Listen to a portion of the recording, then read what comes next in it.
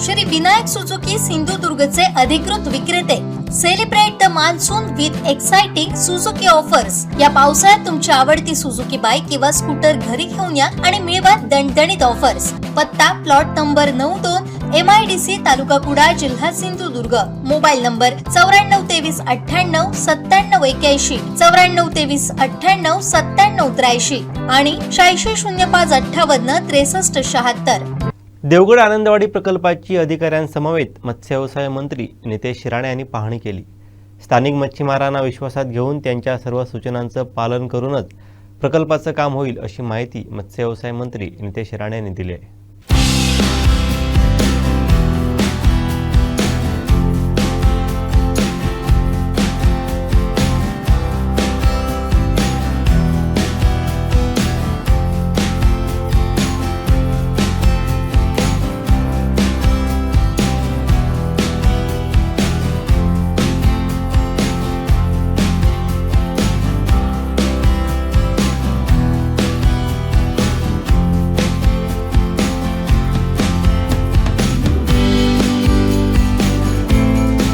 बैठक आम्ही मत्स्य खातं म्हणून इथे लावलेली आहे.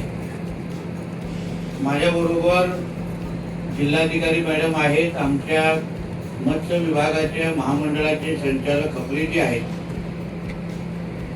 माजी आमदार गोपटे साहेब, सगळेच प्रमुख मान्यवर आहेत आणि या भागातले जिल्ह्यातले मच्छीमार संस्थेतले विविध प्रतिनिधी आहेत, मान्यवर आहेत.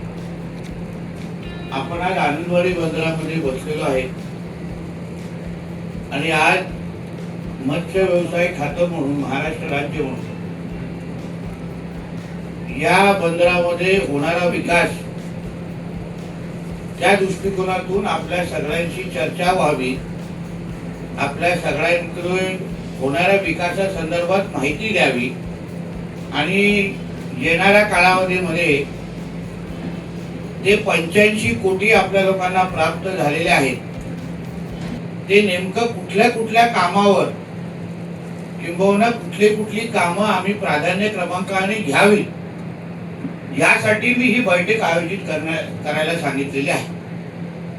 आम्ही जेव्हा मंत्रालयामध्ये ही बैठक घेतली तेव्हा खपलेजी आणि माझ्या सगळ्या अधिकाऱ्यांनी मला ही माहिती दिली की आता 85 कोटी परत एकदा, पहिल्या 85 कोटी आले होते पण त्या 85 कोटीचं नेमकं काय झालं तू आजूबाजूला तुम्ही अनुभव घेत असाल.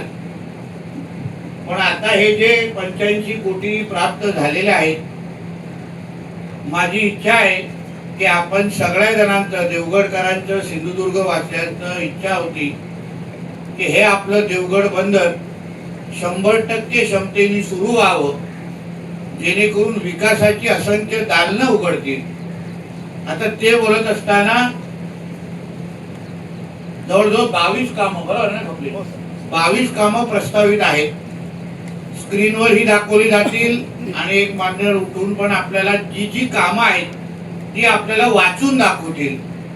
ती आपण सगळ्या जणांनी ऐकल्यानंतर मला अशी अपेक्षा आहे की कुठली कामं प्राधान्य क्रमांकाने घ्यावी याच्या बाबतीमध्ये सगळ्या जणांनी नाही एकत्र येऊन किंवा गोंधळ करून नाही, पण काही लोकांनी, जबाबदार लोकांनी प्रतिनिधी म्हणून आम्हा लोकांना अगर सूचना दिल्या की नितेशजी 22 कामं अशी आहेत, त्याच्यामध्ये पहिलं काम हे घ्या, दुसरं काम हे घ्या, तिसरं काम हे घ्या, जेणेकरून काम जे असं आम्ही सुरू करण्याच्या वेळी आपण जे काय आज आम्हा लोकांना माहिती द्याल, सल्ले द्याल, त्या सूचना द्याल प्रामुख्याने, त्यानुसार आमचं मत्स्य खातं काम सुरू करणार आहे.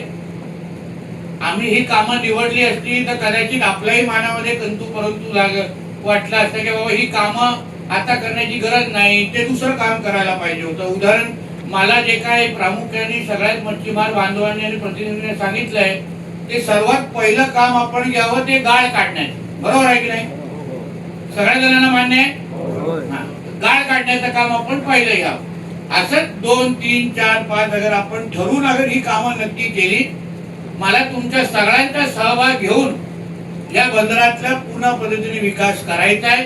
कोणाच्याही मनामध्ये किंतु परंतु ठेवायची नाही आहे.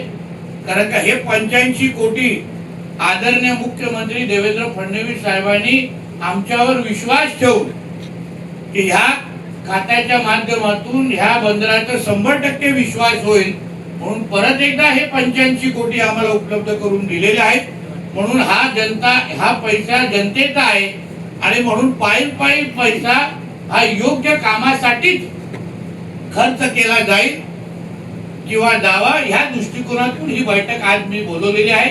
ही काही राजकीय सभा नाही, आम्ही टाळ्या मिळवण्यासाठी भाषण करण्यासाठी हा कार्यक्रम नाही. शेवटी कोणतरी आभार मानेल आणि आपण आपल्या घरी निघून जाऊ एवढंच पर्यंत आहे. फक्त आता कपलेजी आपल्याकडून आपण बोला किंवा कोणतरी एका व्यक्तीला जो व्यवस्थित काम पहिलं आपण काय करू, सगळी कामं वाचून देऊन दे लोकांना. कुठली कामं प्रस्तावित आहेत त्याच्यामध्ये मग आपण पहिलं उदाहरण गाळ काढण्याचा काम घ्यायचंच आहे. मग दुसरं कुठलं, तिसरं कुठलं, असे 4, 5, 6 कामं आपण यादीमध्ये घाटे साहेब आपण आणि सगळे जबाबदार लोक आम्हा लोकांना थोडं मार्गदर्शन करावं जेणेकरून ही कामं आपण लवकरात लवकर सुरू करू. आपल्याला ह्या पूर्ण बंदराच्या चेहरा मोहरा बदलायचा आहे. आता दिसलेल्या बंदरापेक्षा वेगळं आणि मच्छीमारांना आर्थिक उन्नती किंबहुना जिल्ह्याचं दरडोई उत्पन्न वाढू शकतं एवढी क्षमता आमच्या ह्या देवगड बंदरामध्ये आहे. आणि म्हणून ह्या 85 कोटीचा योग्य वापर आपल्या जिल्ह्याच्या आणि देवगडच्या विकासासाठी, मालवण आणि जिथे जिथे आपल्या किनारपट्टीवर आमचा मच्छीमार राहतो त्यांच्या विकासासाठी झाला पाहिजे.